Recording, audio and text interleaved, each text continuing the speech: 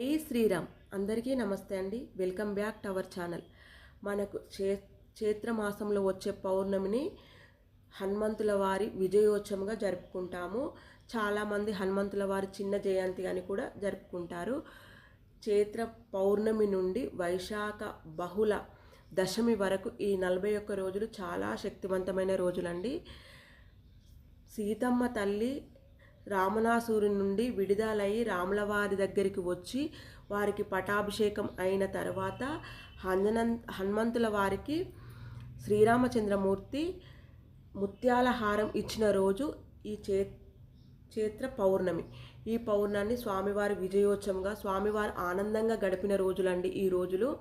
అంటే స్వామివారికి శ్రీరామచంద్రమూర్తి ముత్యాల హారాన్ని ఈ చైత్ర పౌర్ణమి రోజు ఇస్తాడు. సీతమ్మ తల్లి రాములవారు ఒకటై వారి కళ్యాణం జరిగి పటాభిషేకం జరిగిన తర్వాత ఈరోజు స్వామివారికి ముత్యాల హారాన్ని శ్రీరామచంద్రమూర్తి సమర్పిస్తాడు. కాబట్టి ఈరోజు స్వామివారి విజయోత్సవంగా మనం జరుపుకుంటాము. చాలామంది చిన్న జయంతిగా కూడా జరుపుకుంటారు. కానీ ఆంజనేయ స్వామి వారి జయంతి మనకు మే 22వ తేదీన వైశాఖ మాసంలో బహుళ దశమి రోజు స్వామివారు జన్మించాడు అంజలిదేవి గర్భాన. ఆ రోజు స్వామివారి జయంతి.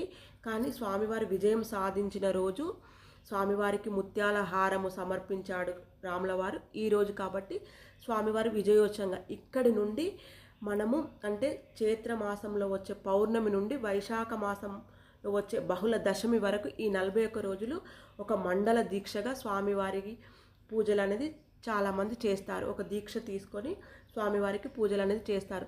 చాలామంది హనుమంతుల వారి మాల వేసుకుంటారు, రాముల వారి మాల వేసుకుంటారు, రామ భజనలు అనేది జరుపుకుంటారు. స్వామివారి మాలలు వేసుకొని ఈ 41 రోజులు ఒక దీక్ష, ఒక మండల దీక్షగా స్వామివారికి పూజలు అనేది చేసుకుంటారు. అలా చేసుకుంటే అసలు మనము హనుమంతుల వారిని పూజిస్తే మన జీవితంలో అసలు కష్టాలు అనేవే రావండి. ఆ స్వామివారిని నమ్మకంతో భక్తితో సేవిస్తూ వెళితే అసలు మనకి ఎలాంటి కష్టాలు వచ్చినా కూడా ఆ స్వామివారు మన వెంటనే ఉంటాడు. అయితే ఈ 41 రోజులు మనం ఇంట్లోనే తేలికగా మనకు ఉన్నంతలో అసలు ఎలాంటి నియమాలు పాటించకుండా మనము ఈ పూజలు ఏ విధంగా చేసుకోవాలనేది ఈ వీడియోలో తెలుసుకుందాం. ఈ 41 రోజులు అసలు స్వామివారిని వదలకుండా మన ఇంట్లోనే పూజ మందిరంలోనే చాలా తేలికగా స్వామివారిని అర్చన అనేది చేసుకొని మన కష్టాల నుండి ఏ విధంగా బయటపడాలనేది ఈ వీడియోలో తెలుసుకుందాం. వీడియో అయితే ఎక్కడ స్కిప్ చేయకుండా చూడండి. ఇంకా మనకైతే చైత్ర మాస పౌర్ణమి అంటే రేపేనండి, శనివారము 12వ తేదీన మనకు వచ్చింది. ఏప్రిల్ 12వ తేదీన మనకు పౌర్ణమి. ఇంకా స్వామివారికి ఇష్టమైన రోజు శనివారం కాబట్టి శనివారం రావడం చాలా విశేషము. ఇంకా మీరు శనివారం రోజు ఉదయమే అంటే సూర్యోదయానికంటే ముందే నిద్రలేచి ఇంటిని శుభ్రం చేసుకొని ఇంకా మీ దగ్గర పూజ మందిరంలోనే చేసుకోండి. సపరేట్ పీఠం పెట్టుకోవాల్సిన అవసరం ఏమి లేదు. మీరు ఒకవేళ జన్మదినం కాబట్టి రేపు పీఠ పెట్టుకొని చేసుకోవాలనుకుంటే పీఠ పెట్టుకొని చేసుకొని రేపు సాయంకాలమైనా ఆదివారం ఉదయమైనా తీసేయండి. మీరు పీఠం పెట్టుకొని చేసుకుంటాం విశేషంగా అంటే రేపు ఒక్కరోజు చేసుకోండి. 41 రోజులు పీఠం పెట్టుకోవాల్సిన అవసరం అయితే ఏం లేదు. మీరు రేపు ఒక్కరోజు పీఠ పెట్టుకొని చేసుకోవాలంటే పీఠ పెట్టుకొని చేసుకోండి. లేదంటే మీకు పూజ మందిరంలోనే మీకు స్వామివారి ఫోటో ఉంటే ఆ ఫోటోకే పూజ చేసుకోండి. మీ దగ్గర విగ్రహం ఉంటే విగ్రహం ఇంకా పూజ చేసుకోండి. ఇంకా మా దగ్గర విగ్రహం లేదు, స్వామివారి ఫోటో లేదు అనుకునేవారు ప్రతి ఒక్కరి ఇంట్లో అయితే శ్రీరామచంద్రమూర్తి పట్టాభిషేక ఫోటో అయితే ఉండాలని చెప్తున్నారు. ఖచ్చితంగా ఇంట్లో ఉండాలండి పూజ మందిరంలో. అలా మీకు శ్రీరామచంద్రమూర్తి పట్టాభిషేకం ఫోటో ఉంటే ఆ ఫోటోలో మన హనుమంతుల వారు ఉంటారు కదా, ఆ ఫోటో పెట్టుకొనైనా మీరు పూజ చేసుకోవచ్చు. చక్కగా ఉదయమే లేచి ఇంకా తలస్నానం చేసుకొని ఇంటిని శుభ్రం చేసుకొని గడప పూజ చేసుకొని ఇంకా మొదటి రోజే ఇవన్నీ పాటించండి. స్వామివారిని మీరు పీట వేసి పెట్టుకున్నా, మీరు పూజ మందిరంలో చేసుకున్నా, ఇంకా తలస్నానం చేసుకొని మీరు నిత్యమైతే దీపారాధన చేసుకుంటారు కదా, అదేవిధంగా స్వామివారికి దీపారాధన చేసుకొని మొదటి రోజు మీ దగ్గర విగ్రహం ఉన్నదనుకోండి పంచామృతాలతో అభిషేకం అనేది చేసుకోండి. విగ్రహం లేని వారు ఫోటోకు జీలకర్ర ఇవ్వండి. మీరు శ్రీరామచంద్రం పట్టాభిషేకం ఫోటో పెట్టుకున్నా, ఆంజనేయ స్వామి ఫోటో పెట్టుకున్నా, మీ దగ్గర ఫోటో ఉంటే కొన్ని ఇట్లా ప్రోక్షణ చేసేయండి. విగ్రహం ఉంటే చక్కగా పంచామృతాలతో అభిషేకం చేసుకోండి. సింధూరంతో అభిషేకం అనేది చేయండి. ఇంకా స్వామివారిని మన ఇంట్లోకి ఆహ్వానించినట్టు పీట వేసి కూర్చోబెట్టినట్టు మీ మనసులో తలుచుకుంటూ స్వామివారికి విశేషంగా పూజ అనేది మొదటి రోజు చేసుకోండి. ఆ విధంగా చేసుకున్న తర్వాత స్వామివారికి అర్చన ఇక్కడ మీకు స్వామివారికి అర్చన తమలపాకులతోటైనా చేయొచ్చు, తులసి దళాలతో అయినా చేయొచ్చు, సింధూరంతోటైనా చేయొచ్చు. మీకు ఏవి అందుబాటులో ఉంటే అవి ఒక 108 తమలపాకులు తీసుకొచ్చుకొని శ్రీరామ శ్రీరామ అని రాసి స్వామివారి అష్టోత్తరం చదువుకుంటూ అర్చన చేయండి. లేదంటే సింధూరంతో అర్చన చేసుకోండి. తులసి దళ మీ దగ్గర ఏవి అందుబాటులో ఉంటే వాటితో స్వామివారి అష్టోత్తరం చదువుకుంటూ అర్చన చేసుకోండి. స్వామివారి అష్టోత్తరం మీకు రాదనుకోండి, ఫోన్లో పెట్టుకొని అర్చన అనేది చేయండి. మీరు వినుకుంటూ స్వామివారి పాదాల వద్ద తమలపాకులు కానీ, తులసి దళాలు కానీ, సింధూరం కానీ వేసుకోండి. అలా అర్చన చేసుకోండి. అర్చన చేసుకున్న తర్వాత స్వామివారికి ధూప దీప నైవేద్యాలు అంటే స్వామివారికి మీరు అప్పాలు పెట్టొచ్చు, వడ పెట్టొచ్చు. వడమాల కూడా చాలామంది వేస్తారు. మీ ఫోటో కొంచెం వేయగలిగితే ఫోటోకు వడమాల చేసి వేసుకోండి. తమలపాకుల మాల వేయండి. ఇంకా మొదటి రోజు చేయండి అండి. ప్రతిరోజు ఇలా చేయాలని ఏమి లేదు, మీ శక్తిని బట్టి చేసుకోండి. అలా మీరు ఏవైనా వడలైనా, అప్పాలైనా, రవ్వ కేసరైనా ఏదైనా మీరు స్వామివారికి నివేదన అనేది చేయండి. చేసి స్వామివారికి మంగళహారతి ఇవ్వండి. మంగళహారతి ఇచ్చిన తర్వాత ఇప్పుడు ప్రతిరోజు మీరు ఒక 3 సార్లు హనుమాన్ చాలీసా అనేది పఠించండి. మీకు వీలైనన్ని సారండి. 3 సార్లు వీలైతే 3 సార్లు పఠించండి. 9 సార్లు వీలైతే 9 సార్లు పఠించండి. 11 సార్లు వీలైతే 11 సార్లు పఠించండి. మీకు ఎన్నిసార్లు వీలైతే అన్ని సార్లు మీరు ఆంజనేయ స్వామి అది మీరు పఠించండి. హనుమాన్ చాలీసా అనేది చదువుతూ ఉండండి. హనుమాన్ చాలీసా ప్రతిరోజు మీరు 3 సార్లు చదవండి, చాలండి. ప్రతిరోజు మీరు ఉదయం నుండి సాయంకాలం లోపు మీరు 3 సార్లు హనుమాన్ చాలీసా అనేది మీరు స్వామివారికి పూజ చేసుకొని హనుమాన్ చాలీసా అనేది చదవండి. మీకు ఇంట్లో వీలైతే ఇంట్లోనే చదువుకోండి. మేము ఆఫీస్కి వెళ్తామండి, మాకు అంత టైం లేదు, మేము చదువుకునేంత టైం లేదంటే ఇంట్లో చక్కగా పూజ చేసుకొని ఒకసారి చదువుకొని ఆ తర్వాత మీరు ఆఫీస్కి వెళ్తుంటే బస్సు అంటే మీరు ట్రావెలింగ్ చేస్తూ చదువుకోవచ్చండి. మీరు ట్రావెలింగ్ బస్సులో కూర్చొనైనా చదువుకోవచ్చు. మీరు హనుమాన్ చాలీసా వినుకుంటేనైనా వెళ్ళొచ్చు. మీరు ఎక్కడైనా కొంచెం టైం దొరికినప్పుడు మీరు చదువుకోండి. అంటే సాయంకాలం లోపు ఎప్పుడైనా మీరు మూడు సార్లు చదివేలాగా చూసుకోండి. మీకు అంతకంటే ఎక్కువ చదవడము టైం ఉంటే అంతకంటే ఎక్కువ చదువుకోండి. కానీ ప్రతిరోజు ఒక నియమం పెట్టుకోండి. 3 సార్లు చదువుతామని చెప్పి 3 సార్లు చదువుకోండి. అంతే అండి. మీరు అది ట్రావెలింగ్ చేస్తూ చదువుతారా, ఇంట్లో కూర్చొని చదువుతారా, అది మీ ఇష్టం. మీ టైంని పట్టుకొని ఉదయం నుండి సాయంకాలం వరకు అయితే 3 సార్లు హనుమాన్ చాలీసానే చదువుకోండి. చక్కగా కూర్చొని చదువుకుంటే మనకు 10 మినిట్స్ నుండి 15 మినిట్స్ పడుతుందండి టైము. అలా చదువుకోండి. ఒకవేళ మాకు చదవడం రాదండి మేము ఇప్పుడే అనుకునేవారు ఫోన్లో పెట్టుకొని వినండి. ఫోన్లో పెట్టుకొని మీరు వింటూ ఉంటే ఈ 41 రోజుల్లో మీకు నోటికి వచ్చేస్తుంది హనుమాన్ చాలీసా అనేది. మీరు ప్రతిరోజు 3 సార్లు వింటారు కదా, వినేటప్పుడు మీరు ప్రాక్టీస్ చేస్తుంటే మీకు 41 రోజుల్లో మీకు హనుమాన్ చాలీసా అనేది చదవడం వస్తుంది. రాని వాళ్ళు ఫోన్లో పెట్టుకొని వినండి.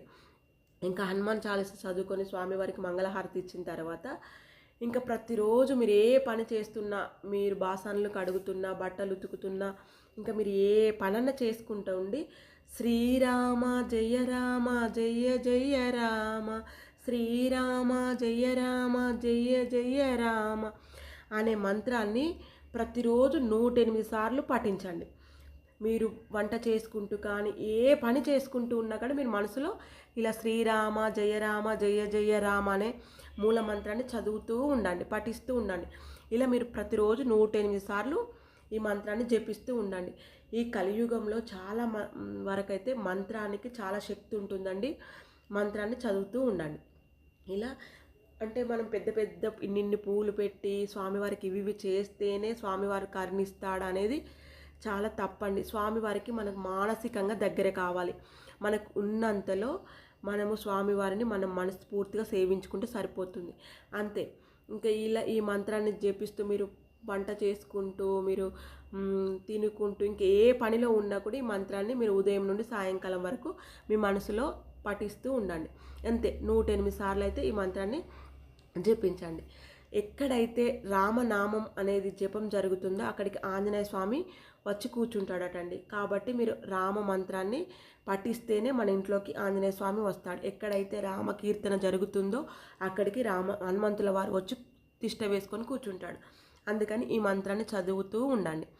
ఇలా మీరు 41 రోజులు ఉదయం లేవడము, స్నానం చేయడము, పూజా మందిరంలో ఒక దీపం వెలిగించుకోవడం.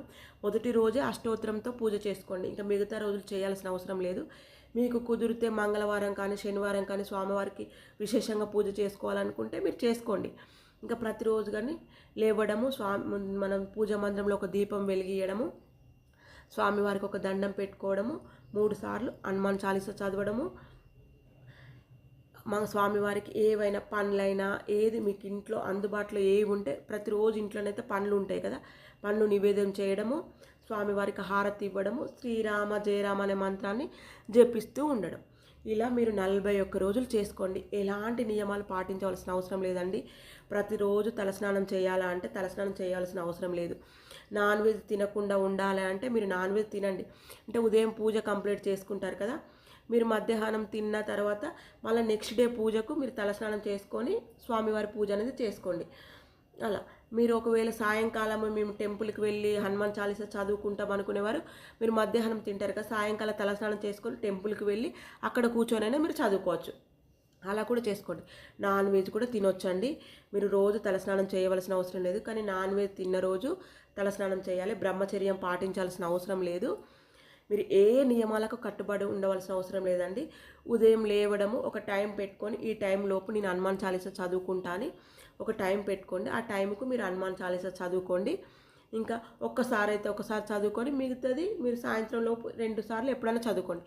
మహా కూర్చొని చదివితే మనం 3 సార్లు చదవాలంటే 15 మినిట్స్ టైం పడుతుందండి. ఒకవేళ రాని వారికైతే 20 నిమిషాలు తీసుకోండి. ఫోన్లో వినండి. ఫస్ట్ మీరు ఫోన్లో వింటూ ఉంటే మీకు 41 రోజుల వరకు మీకే వచ్చేస్తుంది. అలా చేసుకోండి. ఇక ప్రతిరోజు శ్రీరామ జయరామ అనే మంత్రాన్ని జపిస్తూ ఉండండి. అలా చేసుకోండి. మీరు టెంపుల్లో వీలైతే టెంపుల్కి వెళ్ళి చదువుకోండి, ఇంట్లో వీలైతే ఇంట్లో చదువుకోండి. ఇంట్లో ఒక దీపం అయితే ప్రతిరోజు ఈ 41 రోజులు స్వామివారికి దీపం వెలిగించుకొని, అంటే నిత్య దీపమే వెలిగించుకొని స్వామివారికి ఒక దండం పెట్టుకొని ఇంకా మీరు హనుమాన్ చాలీసా ఈ 41 రోజులు చదవండి. ఇంకా ఆడవారికి అంటే ఆటంకం వచ్చినప్పుడు ఎట్లా అంటే పీరియడ్ టైమ్స్లో ఆ 5 రోజులు వదిలేయండి. 5 రోజులు వదిలేసి 6వ రోజు నుండి కంటిన్యూగా పూజ అనేది చేసుకోండి. అలా చేసుకోండి.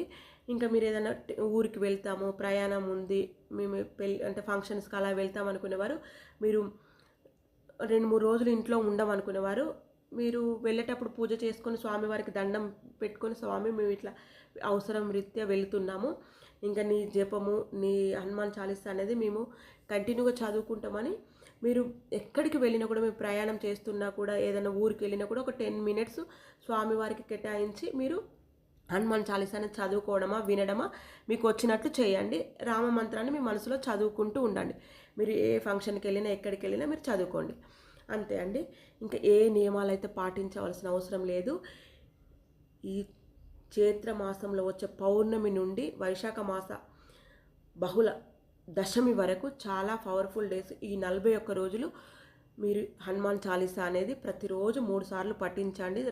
శ్రీరామ మంత్రాన్ని జపిస్తూ ఉండండి. ఖచ్చితంగా మీరు ఏ కోరికలైతే కోరుకుంటున్నారో ఆ కోరికలు ఖచ్చితంగా నెరవేరుతాయి.